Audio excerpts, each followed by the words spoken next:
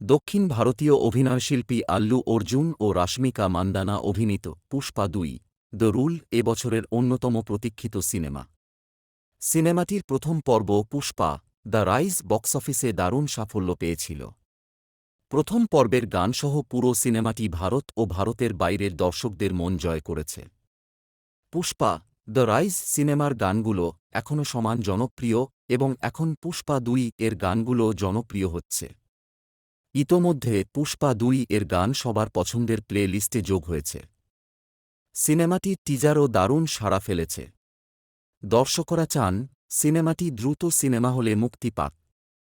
পুষ্পা ২ ২০২৪ সালের ৫ আগস্ট মুক্তি পাওয়ার কথা ছিল, তবে গুঞ্জন ছিল সিনেমাটির মুক্তির এই তারিখ পিছিয়ে যাবে।